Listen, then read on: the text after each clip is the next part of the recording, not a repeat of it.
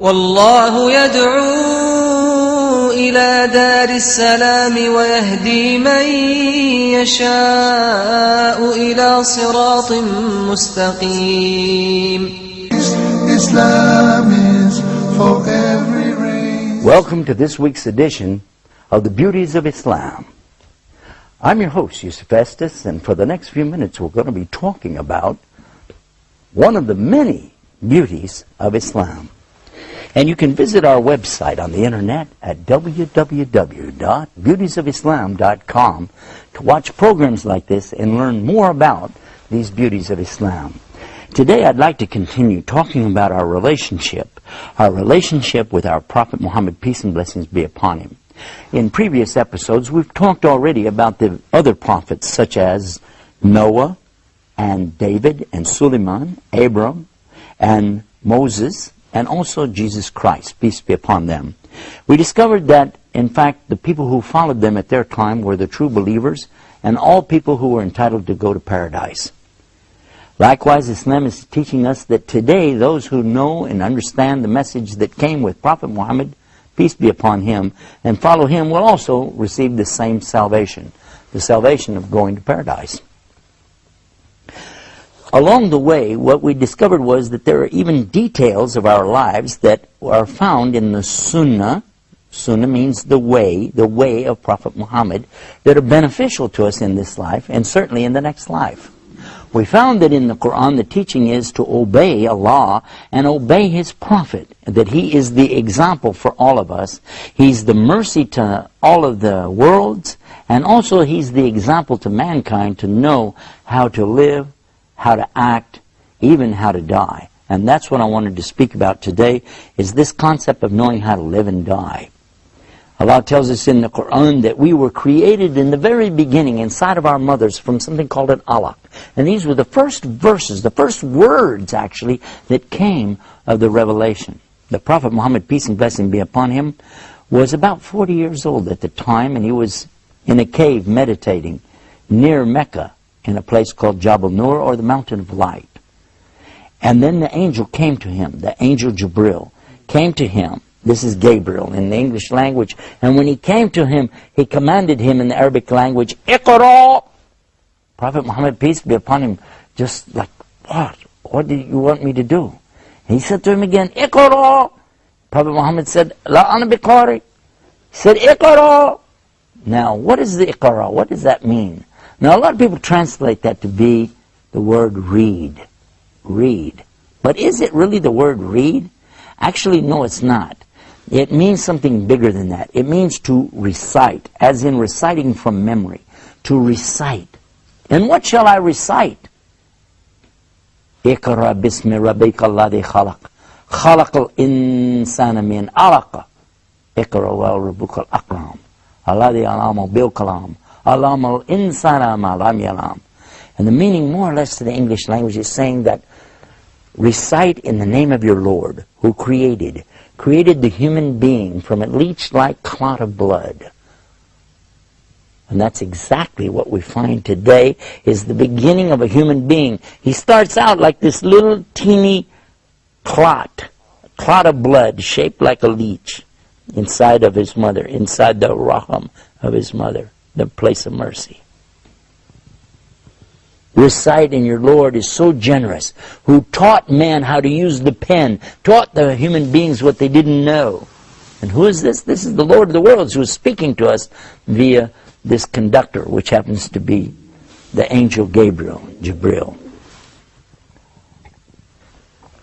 Now, when Prophet Muhammad, peace be upon him, comes, he has the revelation and the people are listening to what he's saying, but at the same time, his life itself is an example for us.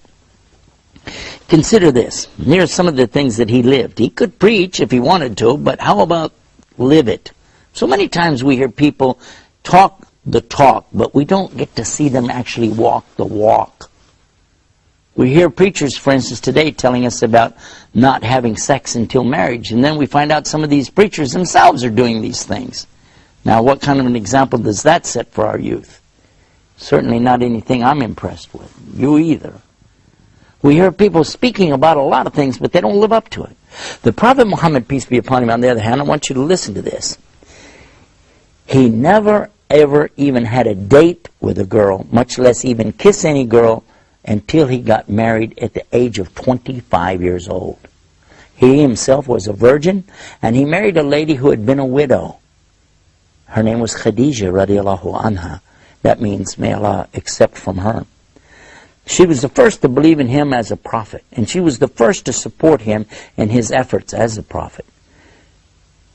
And do you know he was married to her for all those years until she passed away, and he never even looked at another woman. So much so that this is one of the parts, it's a good example for us as men, Muslim men today, that we don't consider anything other than marriage to a woman, and when we're married to her, we don't consider anything else with any other woman. And that's the teaching of Islam, but he lived the example to show it to us. People often want to criticize our Prophet Muhammad and talk about, well, he had so many marriages. But in reality, I'm going to tell you something. It's not like marriages that people think about today. Today, marriages are a matter of convenience to people to get what they want for themselves, their own gratification. It's true.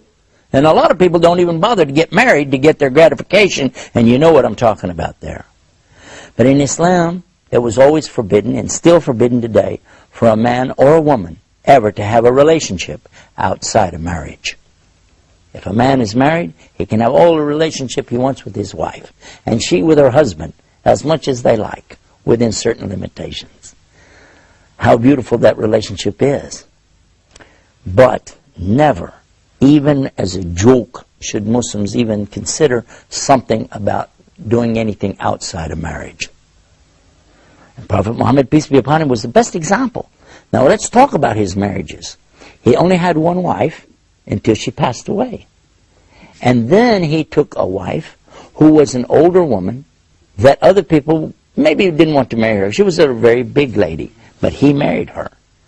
He married a woman who was very old, beyond the age of even having a desire for men, but she needed somebody to care for her, to take care of her, be responsible for her, and he accepted that responsibility. He was offered the marriage of his best friend. His best friend was offering him marriage to his daughter when she was very young. And when we come back from the break, I want to talk about the marriage of Prophet Muhammad, peace be upon him, to his wife Aisha. Stay right there. I know you're going to want to hear this when we come back with more about the beauties of Islam. Islam is keeping up the pace. Islam is for every race.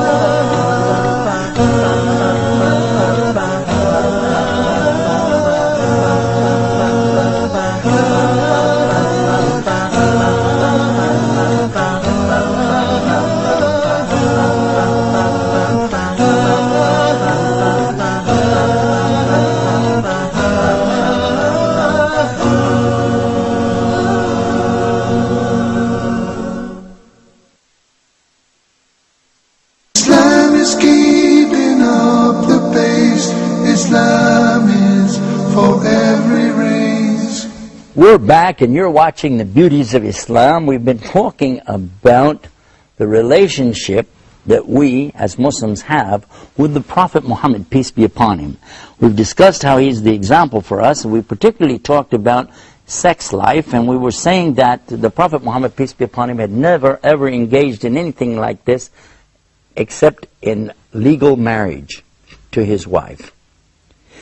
We left off in the last part of this episode talking about his marriage to Aisha. I'm sure many of you want to know about this. This is the famous story that many people have twisted way out of shape, and certainly something for us to delve into, and I want to at least briefly touch on this subject.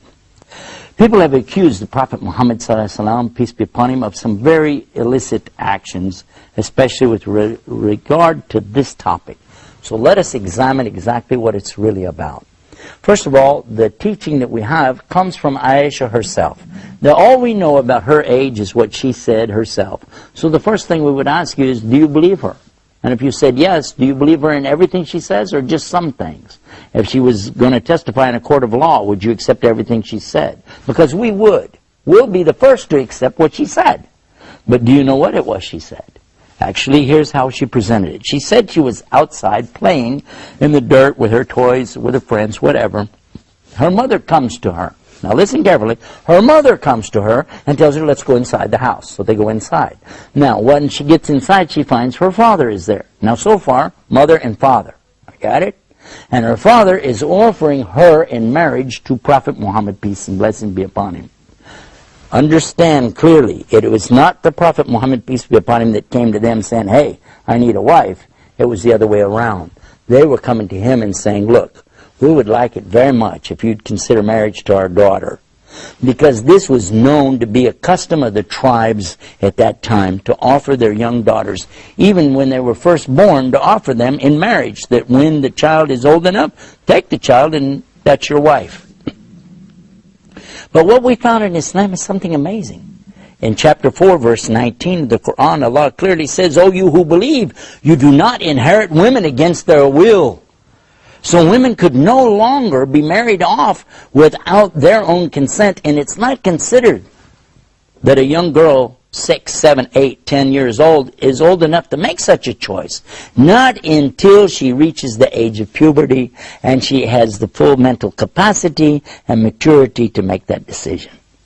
That's what we learned from this example. Because guess what? In the rest of the story, she said she went back outside to play.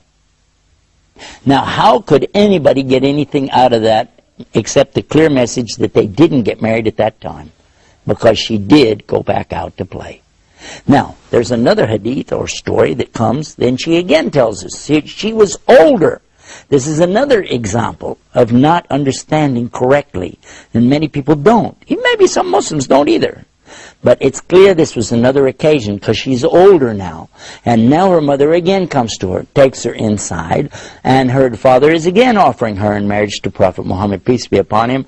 And guess what? At this time she was old enough, mature enough, and old enough to have children, and she made the decision herself to accept that her father was offering her in marriage, and she said yes, she would like to be married to Prophet Muhammad, peace be upon him. If I stop there, that's sufficient for you and I to realize that this is not a story of something bad. It's a story of something good. Because look at this. She then continues, and I'm going to ask you, if you accept one thing she says, do you accept it all? Because she continues, and she says that it was the best of relationships. They used to run and play together. She said, I used to race with him, and I used to beat him in the races. But then when I got old and fat, she said, got fatter, you know, that he could beat her in the races. And that they used to play, and they had a lot of things they did together. She used to tease him. She used to play games against him. One time she even did something that's mentioned in Quran about telling him honey smelled bad on his breath, and that was out of jealousy. These are many stories we can talk about, but the main thing is to know what was the relationship between her and her husband. And it was such that even after he died, that she continued to be so faithful to him. She never considered ever marrying another man. Even though she was a young lady, maybe in her early 20s, she never considered to get married to any other man. All of her life, she continued to say only the very best about her husband. In her whole entire life, she never said any disparaging word against her husband. In fact, I'd like for you to think of this. Instead of Shakespeare's Romeo and Juliet, where two young kids go against their parents and they commit suicide, here we have the story of Muhammad and Aisha, who are in love so much that even death didn't separate them, and they had the highest hope for a life together in the paradise. You choose which of the teachings sounds the best to you. For me, it's one of the beauties of Islam. Until next time, peace. Salam. Islam is peace, Islam is ease, Islam is not danger or disease.